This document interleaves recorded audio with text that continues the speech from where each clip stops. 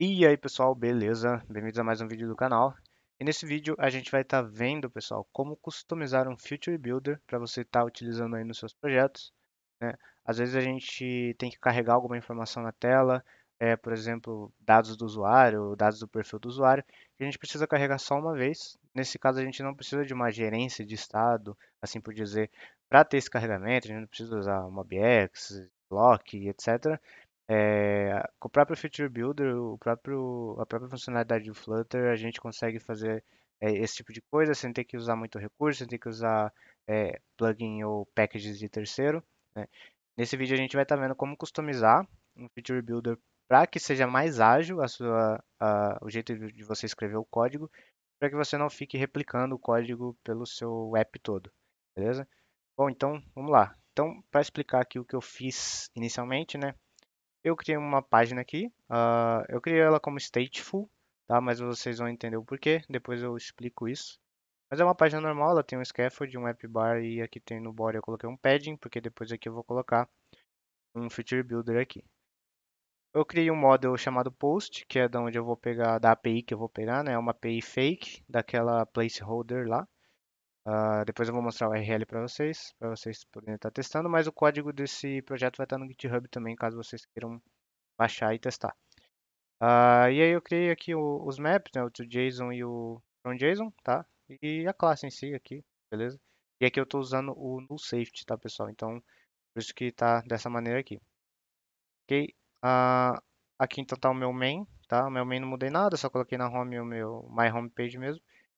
E aqui tá o Custom Future Builder, que é onde a gente vai criar o nosso Future Builder, né, para customizado para a gente utilizar, beleza?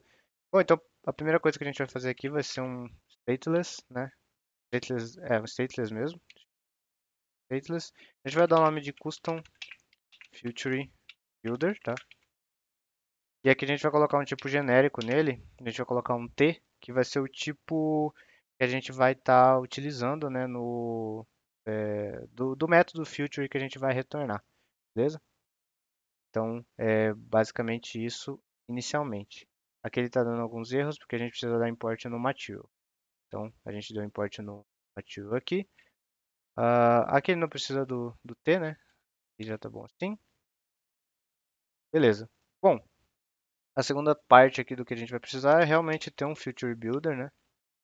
E tá usando, então o Future Builder ele tem aqui como parâmetro, né, o obrigatório builder. Ele recebe o context, recebe o snapshot, que é o dado que vem da API ou do servidor de dados que você está utilizando. Por enquanto aqui eu vou colocar para ele retornar um container. Então beleza, temos aqui o nosso Future Builder. O outro parâmetro que a gente precisa é do método Future, né? Que aqui está como um Future Object. Então a gente vai vir aqui, vai criar um Final, Future. Só que em vez de Object, a gente vai usar o T que a gente passou aqui no tipo genérico, né? E a gente vai dar nome para ele de Feature. Future, quer dizer. E aí a gente vai então criar ele aqui. Aqui vocês estão vendo que está um errinho, porque eu estou usando o new safety, então eu vou colocar ele aqui como required, ok? Porque esse parâmetro é obrigatório, beleza? Vou colocar uma vírgula aqui para ele estar certinho. Ok. O outro parâmetro que ele tem aqui, né, é o initial data, mas primeiro vamos passar o future para cá, tá? Ó, então o future está recebendo o future já. E aqui o initial data, ele recebe um T, né? Então a gente vai passar ele também aqui. Então final T initial data. Só que esse T a gente vai passar ele não obrigatório, então por isso a gente coloca aqui o interrogação, porque ele permite nulo, tá? Se a gente não quiser passar uma data, um estado inicial, né, um dado inicial, a gente não passa. Não é obrigatório, beleza? Então temos aqui o nosso initial data e agora não tem mais nenhum parâmetro, só tem aqui, né, mas aí ele já usa a própria aqui do stateless aqui que ele herdou, ok? Vou colocar uma vírgula aqui também para... Beleza. Bom, feito isso, então aqui a gente tem o Feature Builder convencional que a gente pode estar utilizando, a gente vai ver os estados e etc, né? Então, a primeira coisa que a gente vai fazer é ver os estados de conexão, né? Então, eu vou criar aqui um final chamado status e ele vai receber então aqui snapshot.connectionState, tá? Então, primeiro a gente vai precisar ver, né, se existe algum erro, se existe alguma coisa no nosso connection state ou no nosso snapshot.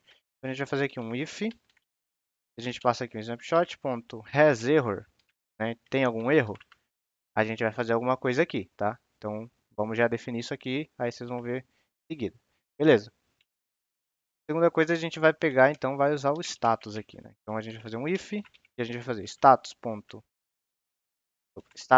igual a connection state.waiting.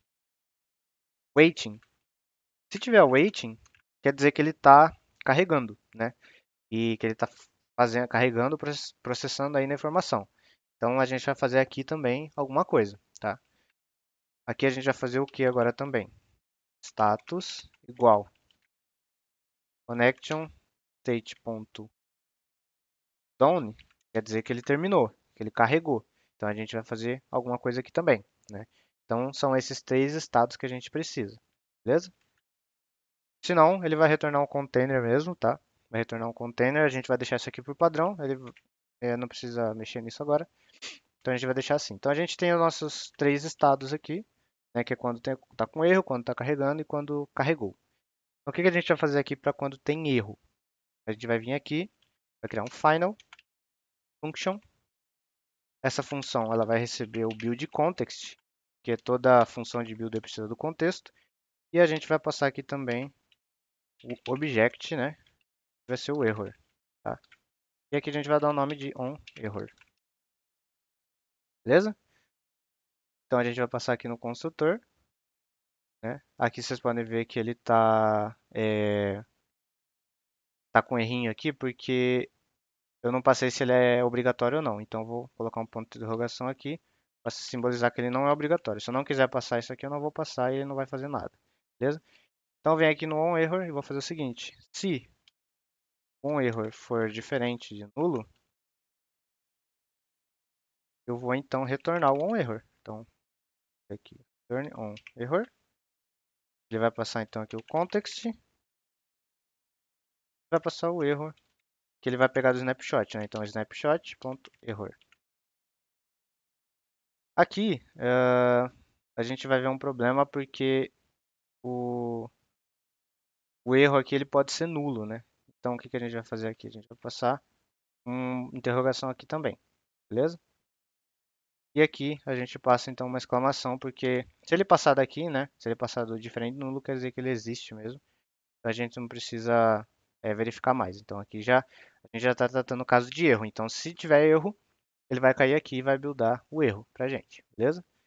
A gente vai ter aqui também o awaiting, né?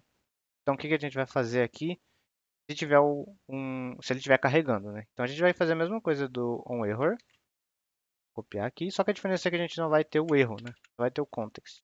A gente passa aqui um onLoading. E aí a gente pode então criar o nosso loading aqui, retornar também. Então o que a gente vai fazer? Se loading for diferente de nulo, então eu vou retornar um loading. Então eu vou copiar aqui. E aí a gente vai retornar o onloading, né? Diferente do onError, a gente vai retornar o onloading. Então vem aqui. E aqui eu não preciso do erro, né? Então vai ser basicamente isso só. Só que se ele tiver nulo, eu quero que ele retorne um loading padrão. Eu não quero que ele fique vazio. Então eu vou retornar aqui um return, enter. E aqui ele vai retornar para a gente então um circular progress editor. Beleza? Então, se eu não passar o onloading, porque ele não é obrigatório, eu vou até colocar aqui, né, no construtor. Se eu não passar o onloading, eu quero que ele retorne um padrão para mim, beleza? Eu posso fazer isso aqui com o error também, se eu quiser, tá? Mas não vou fazer isso aqui porque o onload é mais comum, o erro geralmente depende da pessoa querer tratar ou não. Então deixem aberto aí vai depender do seu caso, do jeito que você usa, etc. E a gente tem aqui então o status done, que é quando completou, né? Então o que que a gente vai fazer quando completar? A gente vai vir aqui, vai criar a mesma coisa, só que a gente vai criar aqui um complete, né? Que é quando completou o carregamento. E aqui, em vez de retornar um object, né, a gente vai retornar o t, que que é do próprio objeto que a gente passou aqui genérico. A gente passa ele aqui como data, tá? E aqui ele vai ser uma interrogação também, porque pode ser nulo. Então aqui vai ser um complete. E aí a gente vai fazer aqui no if, né? Então, se snapshot.hasData, ele vai então retornar complete context snapshot.data, ok? Então aqui ele vai estar retornando para a gente um snapshot.data, que eu vou passar uma exclamação, né? E aqui também. Aqui ele está reclamando para a gente, né? E ele tá faltando uma interrogação lá no Tzinho. Mas aqui a gente quer que ele seja obrigatório, né? Então, por enquanto vamos deixar assim, né? E aí a gente vai mudar isso aqui depois. Aqui eu vou fazer um if também para saber se existe o onComplete, né? Porque eu posso não passar, né? Mas nesse caso eu acho que o onComplete seria obrigatório. Eu acho que faz mais sentido ele ser obrigatório. Então o que eu vou fazer aqui? Eu vou passar aqui também, eu vou criar um aqui chamado final function. Ele vai receber também o build context normal aqui. Eu vou copiar daqui.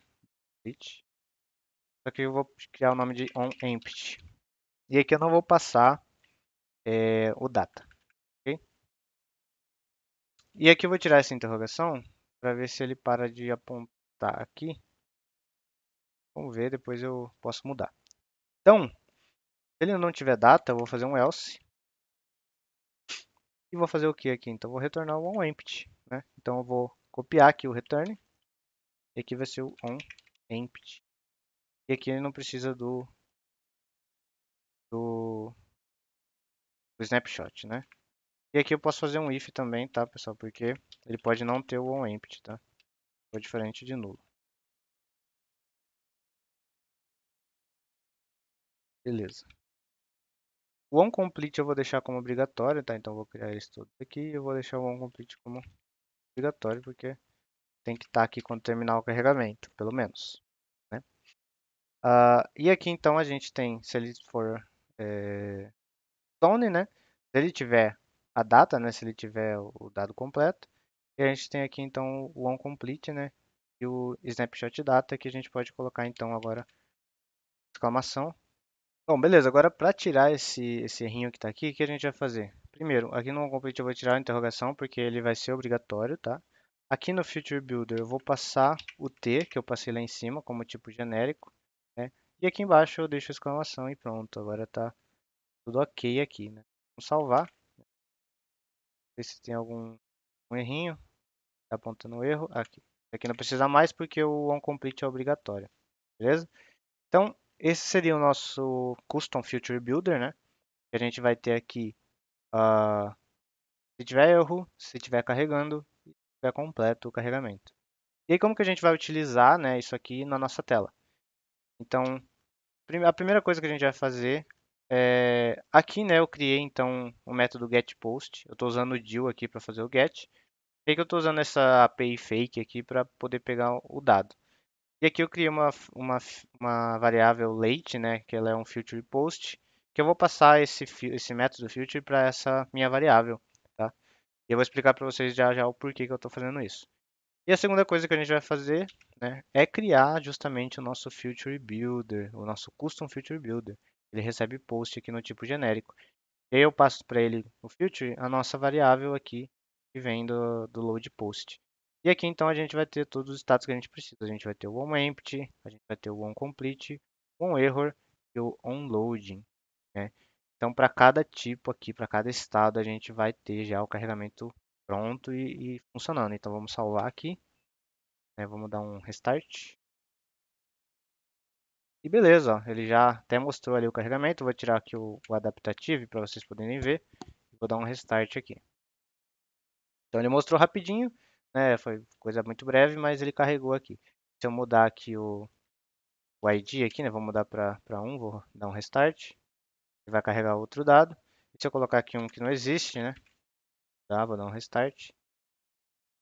E ele vai dar o erro aqui para mim, porque aqui, ó, no onError eu coloquei que eu queria que mudasse o texto, né? E o error.toString, né? Aí ele build aqui o erro pra gente. Tem uma outra maneira, né? Caso você saiba qual é o erro, né? Você saiba justamente qual é o erro, o que a gente pode estar fazendo é o seguinte. Então, o que que a gente pode estar fazendo, né? A gente pode, então, em vez de object, passar um dynamic aqui, dynamic, né? Pode tirar a interrogação. E aí, né, se você souber qual é o objeto, quais as propriedades que ele tem, você pode, então, usar aqui, né, a propriedade que você quer utilizar, né? Então, mudei aqui de object para dynamic, consigo usar a propriedade de message, e aí ele vai ter a mensagem aqui tratada certo para mim. Só o problema que vai acontecer é que se caso ele não tem essa propriedade, eu vou colocar uma propriedade que não existe. Ele vai dar um erro aqui porque essa propriedade não existe. Mas é uma alternativa, caso você não queira usar o toString, beleza? E aqui também é para quando ele não tem nenhum dado, eu não vou conseguir simular aqui porque essa API eu não consigo simular alguma coisa desse tipo, mas você consegue também utilizar, né? Até colocar aqui um. E beleza, então ó, carregou, né? E aí, para que que serve isso? Para que que eu criei aqui então uma variável final, aqui um late, né, na verdade, que sempre carrega aqui, ele carrega no init state. Porque como eu estou usando o Feature Builder e ele é um componente que builda na tela toda vez que eu recarrego ela. Então se eu der um Ctrl S e eu não estiver usando esse tipo de variável, ele vai recarregar o meu objeto, né, que está vindo da API. Então, ó, um exemplo para vocês. Ó. Então toda vez que eu der um Ctrl S, ele vai recarregar. Tem casos que isso é bom, que é necessário, porque, sei lá, às vezes é uma tela que o usuário vai acessar muito e que dentro da tela mesmo ela vai ficar recarregando. Mas se for uma tela assim que carrega só uma vez e for mais estática e para o usuário ver ela de novo, só basta ele sair e entrar de novo, então não precisa desse tipo de recurso também porque você pode fazer muitas requisições para a API. Então, o recomendável é fazer dessa maneira que ele só fica uma vez e já era, não carrega mais, entendeu? Então é basicamente assim, tá, pessoal, que a gente customiza um Feature Builder para vocês poderem estar utilizando. Ah, e aí vocês não precisam mais agora ter que ficar recriando aquele monte de if, porque teoricamente vocês teriam que fazer isso aqui cada vez que vocês fossem usar o Feature Builder, né, para uma tela específica ou para um componente específico. E dessa maneira vocês agora têm um componente genérico que vocês podem usar em qualquer lugar sem replicar código, sem ter que reescrever, sem complexidade, né? E aí agora só basta usar dessa maneira aqui, beleza? Espero que vocês tenham gostado. Vocês deixarem dicas, sugestões, deixem nos comentários aí embaixo. Não esquece de deixar o like para ajudar na divulgação. E é isso, pessoal. Um abraço e falou!